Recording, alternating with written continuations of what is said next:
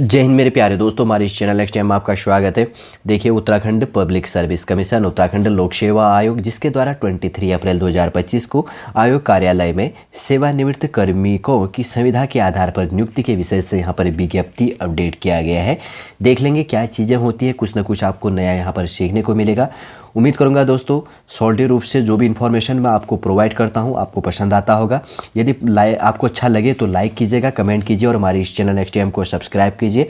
और मैं आपसे ये भी उम्मीद करता हूं कि आपका एग्ज़ाम प्रिपरेशन भी अच्छे से हो रहा होगा। ठीक है, अगर किसी प्रकार का कोई आपका यहाँ पर प्रॉब्लम क्रिएट होता है तो आप कमेंट के माध्यम से हमसे शेयर भी कर सकते हैं। बनिए रहेगा इस वीडियो के अंतर्गत पे। जो नए स्टूडेंट हैं कुछ ना कुछ आपको सीखने को मिलेगा।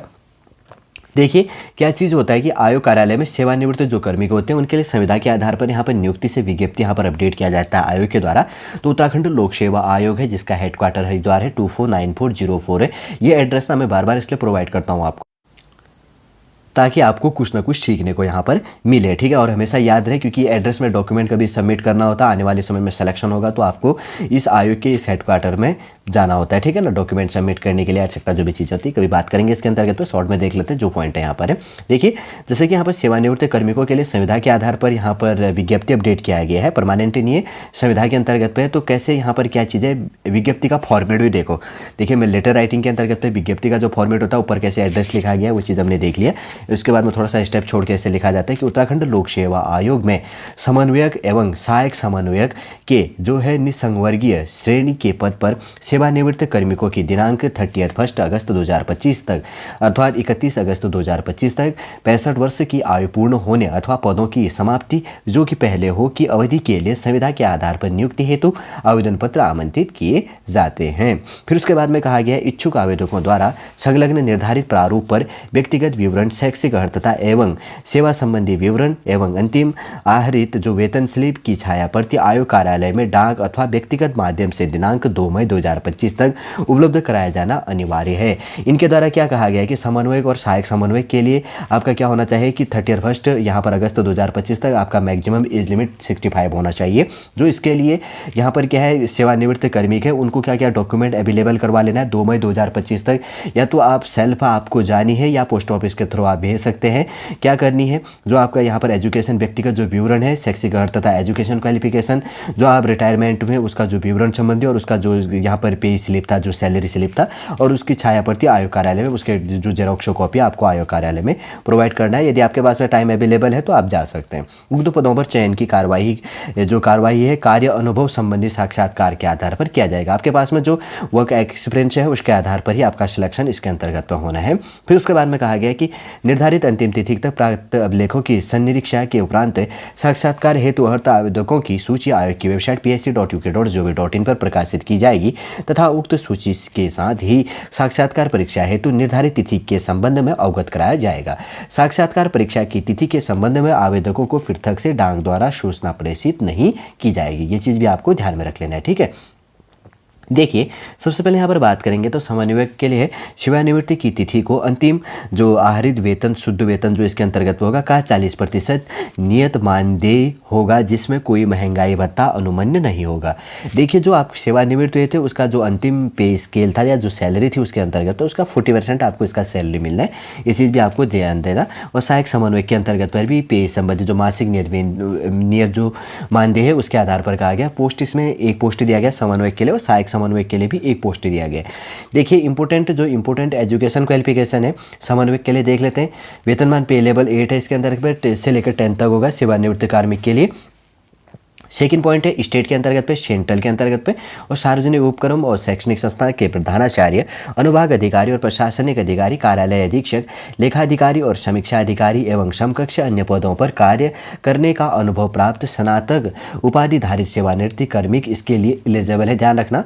और उसके बाद में कंप्यूटर संचालन एवं हिंदी टाइपिंग का ज्ञान धारित करने वाले आवेदकों को चयन पे वरीयता दी जाएगी। इसमें देखो राज्य के अंतर्गत पे, केंद्र के अंतर्गत से जो रिटायरमेंट हुआ और सार्वजनिक उपक्रम के अंतर्गत पे शैक्षिक स्थान से प्रिंसिपल हो गया और अनुभाग अधिकारी और प्रशासनिक अधिकारी और कार्यालय अधीक्षक और लेखाधिकारी और समीक्षा अधिकारी और एवं समकक्ष अन्य पदों पर जो कार्य करने वाले जो इसके अंतर्गत पे हैं, इस कैटेगरी के अंतर्गत पे अनुभव प्राप्त करने वाले स्नातक उपाधिधारित सेवानिवृत्त कार्मिक इसके लिए एलिजिबल होंगे और कंप्यूटर जिसका है हिंदी टाइपिंग के अंतर्गत पे उसको वरीयता दी जाएगी।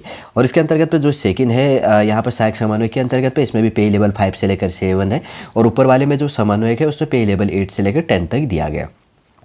इसमें क्या कहा गया, सेकंड पॉइंट है राज्य हो गया केंद्र सरकार सार्वजनिक उपक्रम शैक्षणिक संस्थान में सहायक लेखा अधिकारी, समीक्षा अधिकारी, सहायक समीक्षा अधिकारी, प्रधान सहायक और मुख्य सहायक और लेखाकार, सहायक लेखाकार एवं समकक्ष अन्य पदों पर कार्य करने का अनुभव प्राप्त स्नातक उपाधिधारी सेवानिवृत्त कार्मिक हो गए।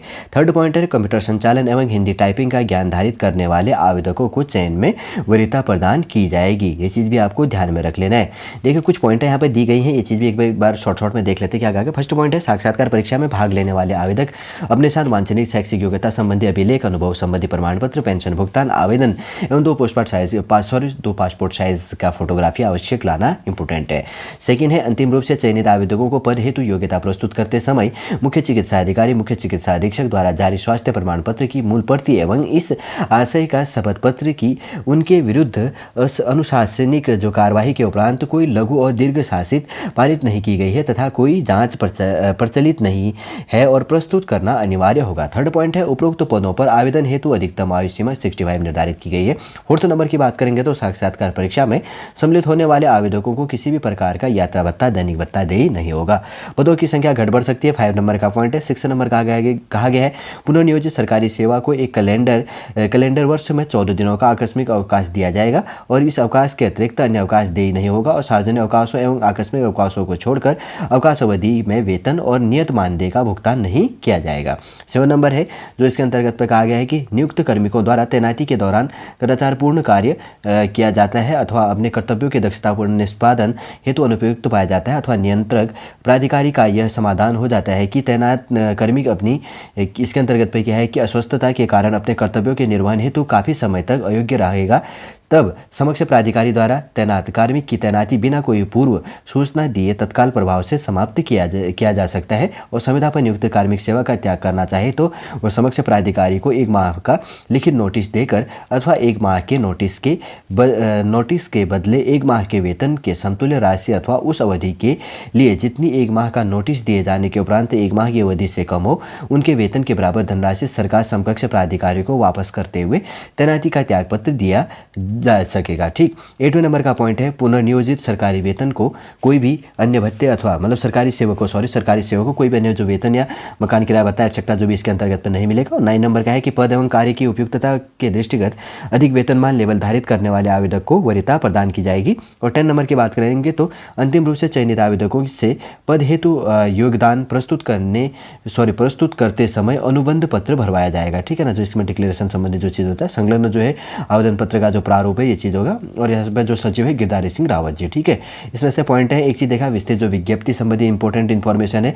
उत्तराखंड देखिए यहाँ पर लोक सेवा आयोग जिसको उत्तराखंड पब्लिक सर्विस कमीशन कहा जाता है, इनके द्वारा समन्वयक और सहायक समन्वयक के लिए यहाँ पर क्या कहा गया है कि जो डिपार्टमेंटल जो सेवानिवृत्त है कैटेगरी मैंने अवेलेबल करवा दिया आगे, उनके अंतर्गत पे जो संविधा के जो कर्मी है संविधा के अंतर्गत पे यहाँ पर वैकेंसी अपडेट है और जो सेवानिवृत्त कर्मी है डिपार्टमेंटल बेस है उत्तराखंड राज्य या केंद्र के अंतर्गत पे प्रिंसिपल अनुभाग अधिकारी, प्रशासनिक अधिकारी, कार्यालय अधीक्षक और लेखाधिकारी, समीक्षक अधिकारी एवं सहायक अन्य उसके अंतर्गत पे जो इसके अंतर्गत पे एलिजिबल है ये चीज़ मैंने प्रोवाइड कर दिया। और इंपॉर्टेंट जो नोट है इसके अंतर्गत पे जान लिया।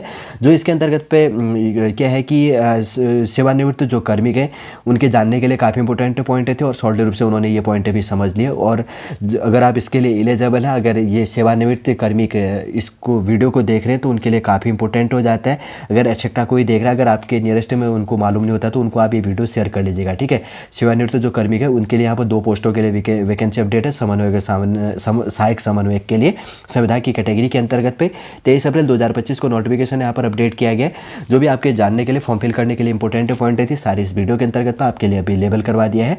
उम्मीद करूंगा दोस्तों सॉलिड पूरा इन्फॉर्मेशन आपको समझ में आ गया। यदि आज का वीडियो आपको अच्छा लगे लाइक कीजिए, कमेंट कीजिए और हमारी इस चैनल एक्सटेम को सब्सक्राइब कीजिए। वापस हम नेक्स्ट क्लास के अंतर्गत आपसे मिलेंगे। जय हिंद, जय भारत।